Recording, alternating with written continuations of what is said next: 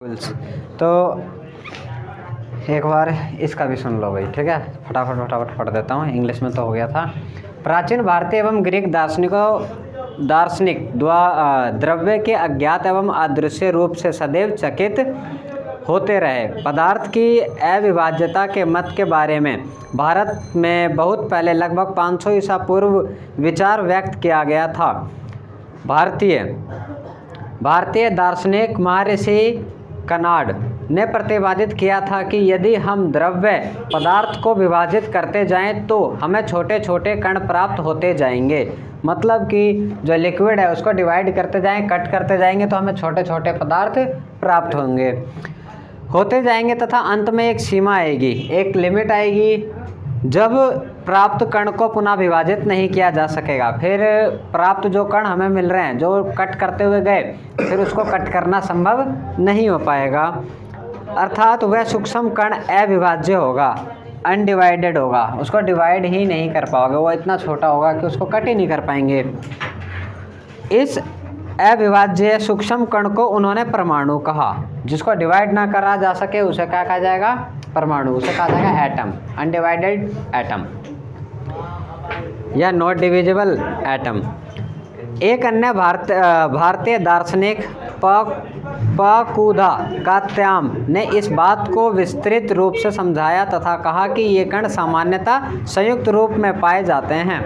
अब उन्होंने क्या कहा कि परमाणु अकेला नहीं मिल रहा, परमाणु किसी ना किसी के साथ, एटम किसी ना किसी के साथ कंबाइन होकर दिख रहा है। हमारे पास जो भी मिल रहा है मटेरियल, उसके अंदर एटम कंबाइन होकर मिल रहा है, किसी ना किसी के साथ मिक्स होकर फिर हमको नज़र आ रहा है, ठीक है। जो हमें द्रव्य के विभिन्न रूपों को प्रदान करते हैं। लगभग इसी समय ग्रीक दार्शनिक डेमोक्रिटस एवं लियूसिपस ने सुझाव दिया था कि यदि हम द्रव्य को विभाजित करते जाएं, अगर हम लिक्विड को डिवाइड करते जाएं, बांटते जाएं, ठीक है, डिवाइड करते जाएं, बांटते जाएं, तो एक ऐसी स्थिति आएगी जब कण को पुनः विभाजित नहीं किया जा सकेगा। यही बात किसने कही? ग्रीक के फिलोसोफर ने कही। और वही चीज़ लगभग उससे ही मिलती जुलती इंडियंस के फिलोसोफर ने भी कही। दोनों फिलोसोफर सेम चीज़ कह रहे हैं कि अगर मटेरियल को कट करते जाएं तो एक पोजीशन ऐसी आएगी कि हम उसको कट ही नहीं कर पाएंगे। मतलब ही नहीं है कि उसे हम कट कर पाएँ, ठीक है। दोनों फिलोसोफर ये कर रहे हैं, करके नहीं दिखा रहे हैं, सिर्फ कह रहे हैं भाई, बता रहे हैं, ठीक है। फिलोसफी है क्योंकि ये भारतीय विभाजित नहीं किया जा सकेगा। उन्होंने इन अविभाज्य कणों को परमाणु कहा था। ये सभी सुझाव दार्शनिक विचारों पर आधारित थे। इन विचारों की वैधता सिद्ध करने के लिए 18वीं सदी मतलब 18th सेंचुरी तक कोई अधिक प्रयोगात्मक कार्य नहीं हुआ, कोई बड़ा कार्य नहीं हुआ। 18वीं सदी तक कोई रिसर्च नहीं हुई, कोई खास रिसर्च हमारे सामने नज़र नहीं आई। 18वीं शताब्दी के अंत तक वैज्ञानिकों ने तत्वों एवं यौगिकों के बीच भेद को समझना तथा स्वाभाविक रूप से यह पता लगाने के इच्छुक हुए कि तत्व कैसे तथा क्यों संयोग करते हैं। तत्व क्यों जो है कॉम्बिनेशन करते हैं, क्यों एटम्स एक दूसरे के साथ कॉम्बिनेशन कर जाते हैं, क्यों मिल जाते हैं, एक मटेरियल दूसरे के साथ कैसे मिल जाता है। जैसे कार्बन डाइऑक्साइड होता है ना भाई, एक कार्बन होता है और 2 ऑक्सीजन होते हैं, तो ये बन जाते हैं कार्बन डाइऑक्साइड, ठीक है। ऐसा क्यों होता है, ये जानने की इच्छा जाहिर हुई। जब तत्व परस्पर संयोग करते हैं तब क्या होता है? जब मटेरियल आपस में जुड़ते हैं, कॉम्बिनेशन होता है, तब क्या होता है भाई, कैसे होता है ये, ठीक है।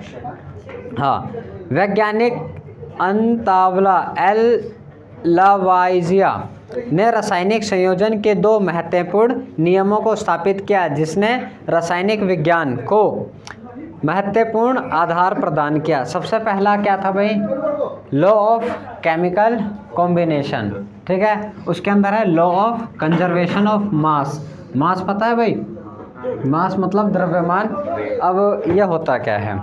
अब ऐसा समझो जैसे कि वेट होता है ना भाई, अब वेट तो चेंज हो जाता है ग्रेविटी के कारण। अगर ग्रेविटी बढ़ेगी तो वेट भी बढ़ जाएगा, ठीक है। जिसका वेट यहाँ धरती पे जो है वो उतना ही वेट उसका चांद पे मून पे नहीं होगा, वो चेंज हो जाएगा भाई, कम हो जाएगा। ठीक है, क्योंकि ग्रेविटेशनल गुरुत्वाकर्षण बल बदल जाएगा। और जो मास है, जितना मास उसका अर्थ पे इस समय और चांद पे पहुंचा दो, उसका मास उतना ही रहेगा। ठीक है, मतलब कुछ ऐसा है कि वजन से जुड़ता हुआ कोई यूनिट है भाई, ऐसा समझ लो बस। ठीक है, हाँ। तो अब देखो दो चीज़ों को मिक्सअप करते हैं। अगर एक एग्जांपल देता हूँ मैं, तुम्हें समझाने की कोशिश करूँगा, थोड़ा दिमाग लगा के समझना। ये पानी है, ठीक है, इसको लीटर में नापते हैं, लेकिन मैं किस में नाप के चल रहा हूँ भाई, ग्राम में अभी, सिर्फ समझाने के लिए भी। ठीक है, ये 100 ग्राम है, ये 100 ग्राम बता रहा है भाई। ठीक है, एक पैकेट है हमारे पास 10 ग्राम का, यह है सॉल्ट, नमक। ठीक है कुणाल, ये नमक है। इस पैकेट को मैंने इसमें डाल दिया,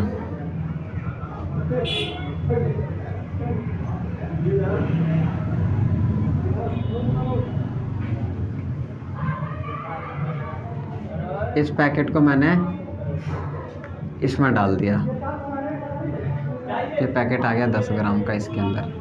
अब इसका रीडिंग क्या आएगी, क्या आएगा यहाँ पे, 110। बात आ गई भाई समझ में। अब इसी पानी के अंदर अब मैंने क्या करा कि पैकेट को खोल के डाला, ये अंदर पानी है भाई, इसके अंदर क्या है भाई, वाटर है, जल है। ठीक है,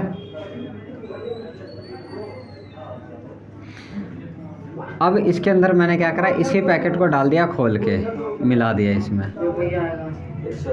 तो यहाँ पे रीडिंग क्या आएगी, यहाँ पे रीडिंग 100 ग्राम आएगी या फिर 110 आएगी, कितनी आएगी भाई, कुछ तो बताओ। गलत सही मेरे को कोई मतलब नहीं है भाई, गलत आओ चाहे सही बताओ, लेकिन कुछ तो बताओ भाई। क्या आएगी राहुल, 110 ग्राम।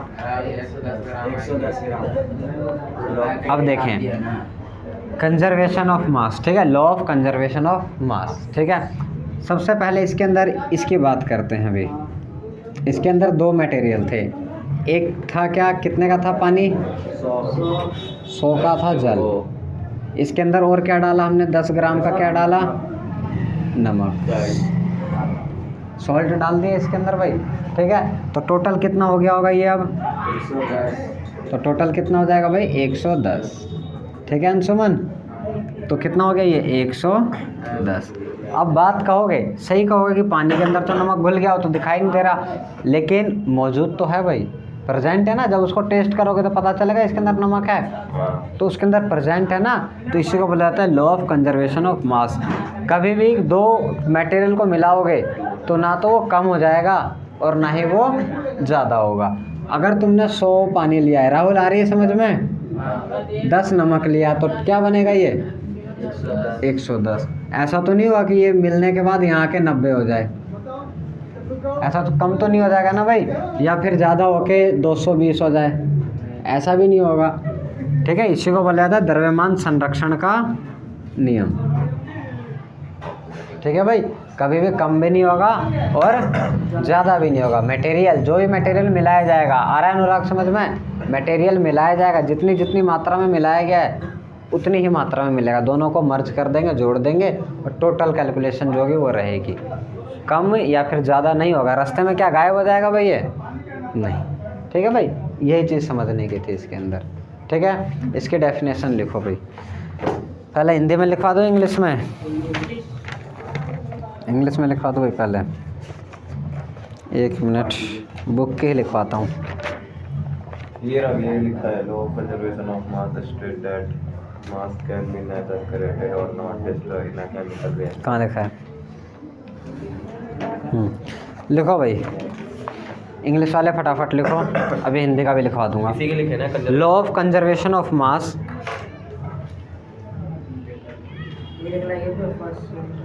नहीं इतना थोड़ी लिखवाऊंगा यार, पूरी किताब थोड़ी लिखवानी है। Law of conservation of mass, conservation of mass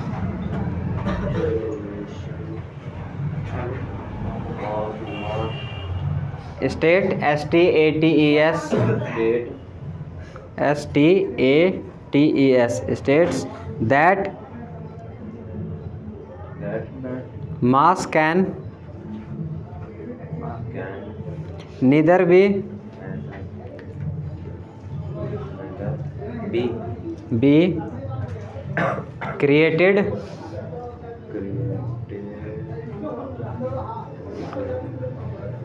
nor nor NOR destroyed DESTOROYED destroyed in a chemical reaction reaction reaction की स्पेलिंग क्या होगी? REACTION reaction. अब इसको समझो एक बार। Law of conservation of mass, ये तो सेम ऐसा का ऐसा लिख दिया। स्टेट दैट कहता है कि मास कैन नेदर बी क्रिएटेड, अपने आप नहीं बन जाएगा। 100 था और 10 था, ठीक है भाई, 100 था और 10 था, तो कितना होगा 110। ये अपने आप ही बढ़ के 220 नहीं हो जाएगा, ठीक है। ध्रुव यहाँ देख लो भाई, 10 और 100 और 10 था तो 220। बात आ रही है समझ में? ये अपने आप ही क्रिएट नहीं हो जाएगा, कहीं से अपने आप ही बढ़ेगा नहीं, ठीक है भाई। और ना ही ये किसके अंदर क्या होगा, nor destroy in a chemical reaction, not destroy, ना ही ये कम होगा। ये जितना है, जितना लेफ्ट हैंड साइड रहेगा उतना ही राइट हैंड साइड रहेगा। बात आ गई भाई समझ में? ये पहला लॉ कहता है कि जितना है उतना ही दिखाओगे, कम या ज़्यादा कर दिया तो ये लॉ टूट जाएगा और कॉम्बिनेशन नहीं हो पाएगा। कोई कॉम्बिनेशन नहीं है, वो कोई साइंस नहीं है, फिर साइंस से बाहर हो लगे, ठीक है। अब हिंदी में भी लिख लो भाई। द्रव्यमान संरक्षण के नियम के अनुसार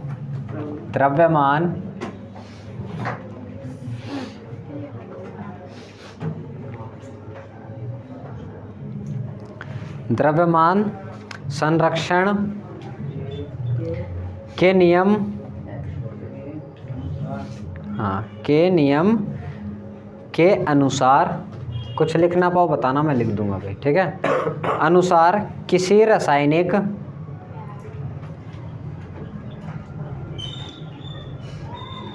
रासायनिक अभिक्रिया में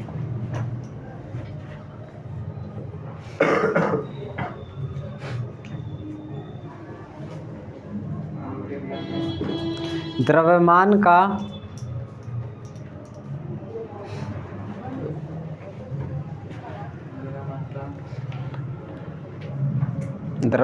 का ना तो सृजन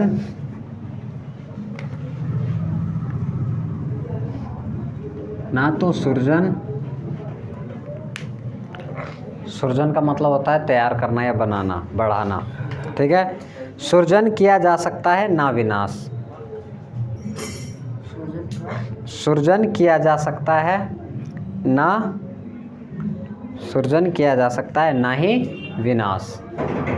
बात समझ में आई भाई? ये चीज़ ना तो तुम बढ़ाओगे इसको और ना ही घटाओगे। यहाँ पे क्या हो गया, 90 होने का मतलब विनाश हो गया और इसका मतलब सृजन हो गया, ज़्यादा हो गया। ना तो विनाश होगा और ना ही सृजन होगा, जो है वही रहेगा भाई, ठीक है। बेशक देखने में ज़्यादा हो जाए लेकिन रहेगा वो उतना ही। बात आ रही है भाई समझ में? इसके बाद स्थिर अनुपात का नियम भी लिख लो भाई साथ में ही। यह है ना स्थिर अनुपात का नियम, ठीक है, लॉ ऑफ कांस्टेंट प्रोपोर्शन। इसमें भी लिखवा रहा हूँ, कुछ तो लिखवाऊंगा, मैं बताऊँ? बता दे भाई। ये पहले पॉइंट आएगा। नहीं ये नहीं लिखवाऊंगा, अलग हो जाएगा, यहाँ से लिखवाऊंगा। इसका भी कोई मतलब एटम की डेफिनेशन लिखो। किसी भी यौगिक में तुम भी भाई हिंदी में सुन लेना भाई, लिखना नहीं है तो कम से कम सुन लेना भाई, ठीक है। किसी भी यौगिक में तत्व सदैव एक तत्व त आधाता व तत्व सदैव एक निश्चित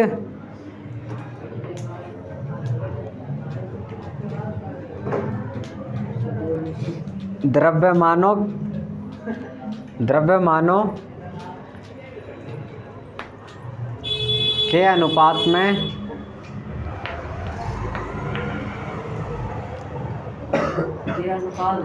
के अनुपात में विद्यमान होते हैं।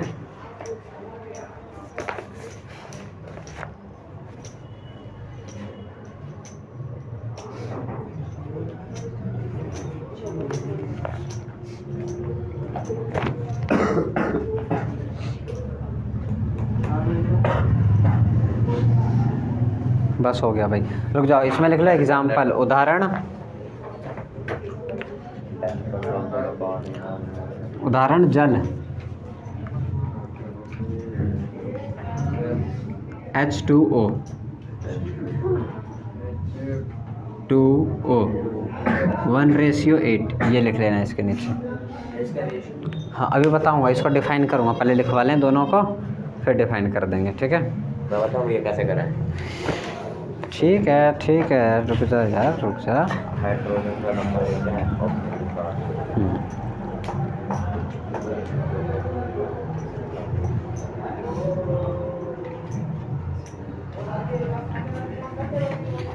लिखो भाई, इंग्लिश में लिखो। इन अ केमिकल सब्सटेंस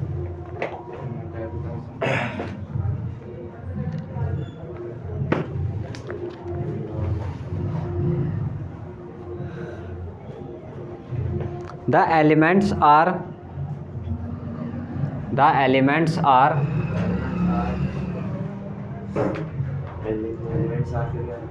एक मिनट, सबको लिखने दो। ये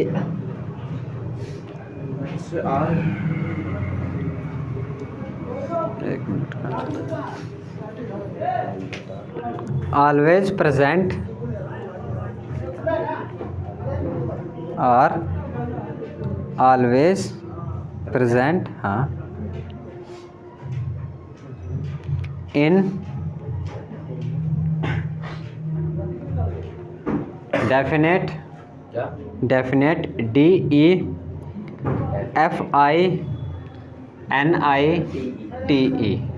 डेफिनेट प्रोपोर्शन, हाँ, PROPORTIONS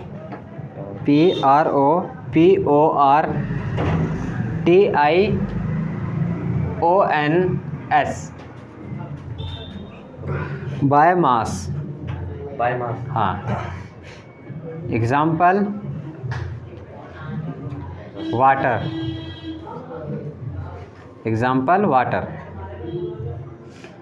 1:8 H2O लिख के 1:8 कर लेना। अब इसको समझा देता हूँ भाई, ठीक है। फिर उसके बाद जॉन डाल्टन के बारे में बताऊँगा। और जो भी इसके अंदर लिखी हुई है, लाइनें जो लिखी हुई है, ये पढ़ने की जिम्मेदारी तुम्हारी है भाई, ठीक है। मैं समझाते जाऊँगा सारे पॉइंट टू पॉइंट, जो एग्ज़ाम पॉइंट ऑफ व्यू से है। बाकी कहानियाँ पढ़ते रहना भाई, जो पढ़ने वाली चीज़ होंगी मैं पढ़ के सुनाऊँगा। हाँ, क्या मतलब, जो अब इंडियंस जो होते थे ना भाई, उनकी फ़िलोसफी कई जगह तो मानते भी नहीं है, जैसे पंच तत्व है, इन सब को फिर नहीं मानते। वैसे इंडिया ने वेदों के अंदर देखोगे तो बहुत सारी चीज़ें बता दी है। जैसे एटम बनता किससे, तो बोला जाएगा न्यूट्रॉन, प्रोटॉन और इलेक्ट्रॉन। तो वेदों के अंदर देखोगे तो ब्रह्मा, विष्णु, महेश। तो कहेंगे ऐसा कैसे हो गया, ठीक है, तो कहेंगे ऐसा कैसे हो गया। लेकिन बात तो वही है भाई, सृष्टि इन्हीं तीनों से बनी है, और इस पूरी सृष्टि एटम से ही बनी है, ठीक है भाई।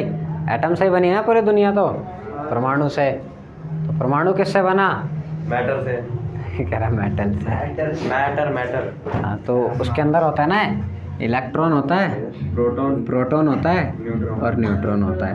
तो ब्रह्मा, विष्णु, महेश हो जाता है। ऐसा मत करना, फेल हो जाओगे भाई, ठीक है। ये करना। ये मेरे को समझ में नहीं आया अभी। क्या चीज़, इलेक्ट्रॉन, प्रोटॉन, ये अभी है नहीं ना भाई तुम्हारे में, अभी आगे आएगा, इसी में आएगा ना, अभी आगे तब कराएंगे। ये समझ में आ गया था भाई, ये मास वाला। मास चेंज नहीं करोगे ना, अगर कोई केमिकल रिएक्शन करोगे, कॉम्बिनेशन करोगे, अब तुम्हें बताना है नीचे वाला, है ना भाई, स्थिर अनुपात का नियम, लॉ ऑफ कांस्टेंट प्रोपोर्शन।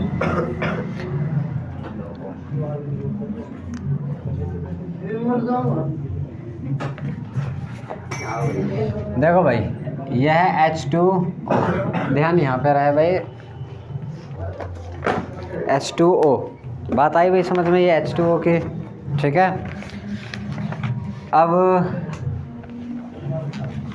इसका क्या मास होता है हाइड्रोजन का, तो मास के लिए एक इंडेक्स है, टेबल दे रखा है 3.2, टेबल 3.2 पेज नंबर 35, ठीक है भाई। इसमें हाइड्रोजन का क्या मास दे रखा है, एक, ठीक है, और ऑक्सीजन का कितना दे रखा है,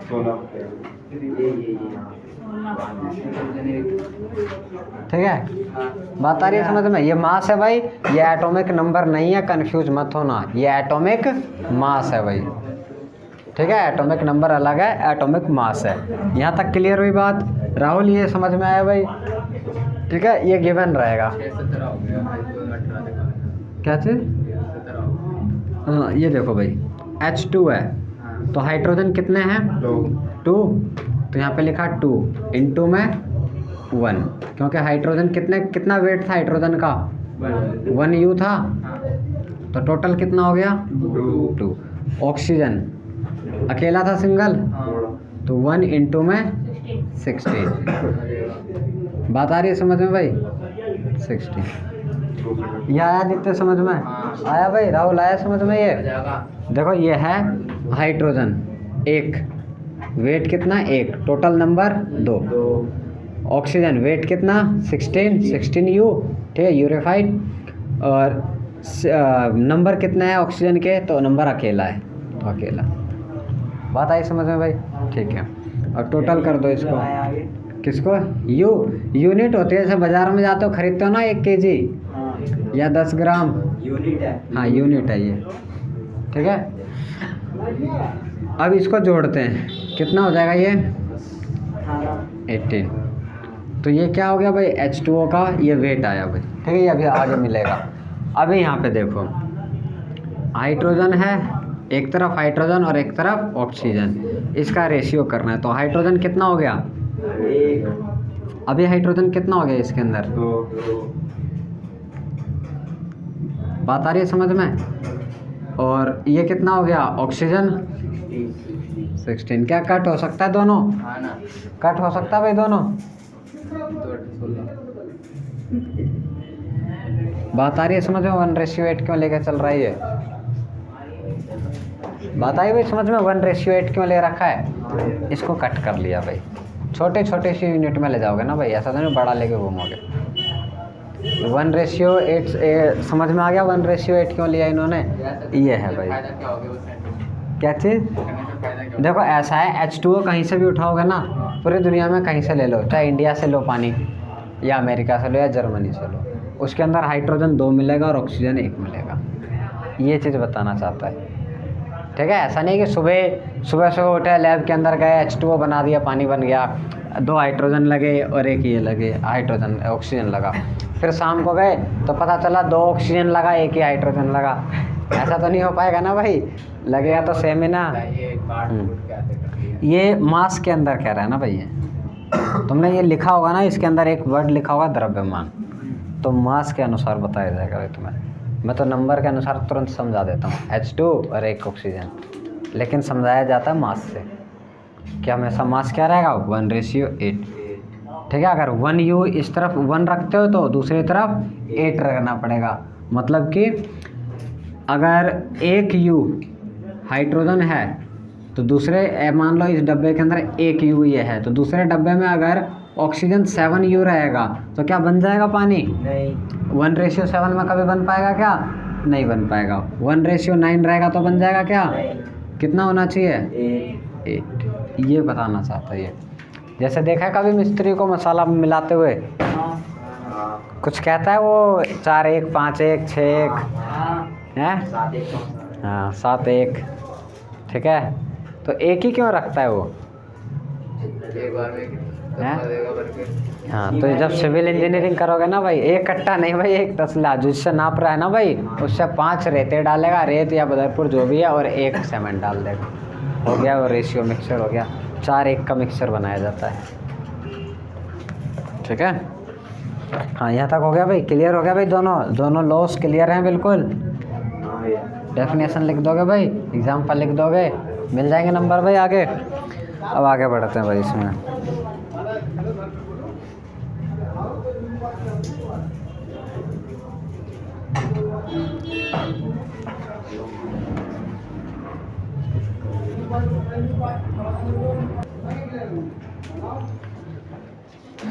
लो सुन लो भाई, जॉन डाल्टन थे कौन और इनके थ्योरी तुम क्यों पढ़ोगे।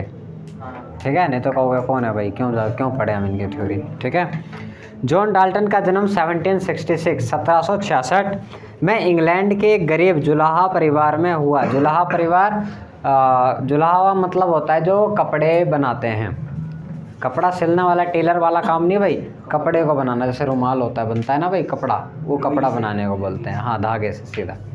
ठीक है, धागा बनाओ और कपड़ा बना देते हैं। ठीक है, तो उसको बोला था भाई जुलाहा। 12 वर्ष की आयु में उन्होंने एक शिक्षक के रूप में अपनी जीविका शुरू की। टीचर बन गए कितने साल में? 12 साल में। तुम्हारी कितनी हो गई भाई तुम लोगों की उम्र? 9वीं में बैठे हो भैया। 15 प्रिंसिपल बन गए हैं। देखते जाओ अभी, इसीलिए इनको पढ़ रहे हैं हम। 12 वर्ष की उम्र में टीचर। डिग्री कितने देते हैं? पढ़ा ले रहे थे, वही काफ़ी है भाई, डिग्री देख के थोड़ी होगा भाई, पढ़ा ले रहे हैं ना, क्वेश्चन समझा ले रहे हैं, हो गया भाई टीचर। ठीक है, तो मतलब कि ये देखो भाई, टैलेंट देखो भाई। ठीक है, डिग्री मत देखो, टैलेंट देखो। 7 साल बाद वे एक स्कूल में प्रिंसिपल बन गए। 12 साल में टीचर और 7 साल बाद, 12 और 7 19 साल में प्रिंसिपल थे। कितने साल देने, कितने साल टीचर बने? तुम्हारे स्कूल में कोई आ जाए भाई 19 साल का प्रिंसिपल, फिर तब तो बढ़िया है। तब तो बढ़िया है। करता ही नहीं है कोई। सन 1793 में जॉन डाल्टन एक कॉलेज में गणित, भौतिक एवं रासायनिक शास्त्र पढ़ाने में के लिए मैनचेस्टर चले गए। इंग्लैंड में जगह है भाई मैनचेस्टर। ठीक है, मैनचेस्टर नाम पड़ा था वहाँ पे, इतिहास के अंदर पढ़ोगे शब्द मैनचेस्टर, कपड़े बनाने की मशीन होती है मैनचेस्टर। तो वहाँ पे बहुत सारी मशीनें लगी थी, जगह का नाम ही पड़ा मैनचेस्टर। वहाँ चले गए प्रोफेसर के रूप में पढ़ाने, कॉलेज में चले गए अब। ठीक है, प्रिंसिपल का पद छोड़ दिया और कॉलेज में प्रोफेसर बन गए। नहीं, उसके बाद भाई कुछ साल तो प्रिंसिपल रहेंगे। वहाँ पर उन्होंने अपने जीवन का अधिकांश समय शिक्षण एवं शोध कार्य में व्यतीत किया। अब वहाँ पे अपना ज़्यादा समय पढ़ाया, ठीक है, और शोध किया। शोध मतलब रिसर्च की, नई चीज़ों को ढूंढने के लिए कि क्या चीज़ नई है। अभी भी ढूंढने के लिए बहुत कुछ है, ढूंढने के लिए बहुत कुछ है। सीधा होके बैठ भाई, सीधा होके बैठ, गिर जाएगा फिर। सन 1808 में इन्होंने अपने परमाणु सिद्धांत को प्रस्तुत किया, जो द्रव्यों के अध्ययन के लिए एक महत्वपूर्ण सिद्धांत साबित हुआ। अब इन्होंने 1808 के अंदर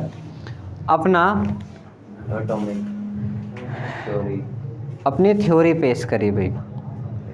ठीक है, 1808 के अंदर present his the atomic theory which was of the turning point in the study of matter.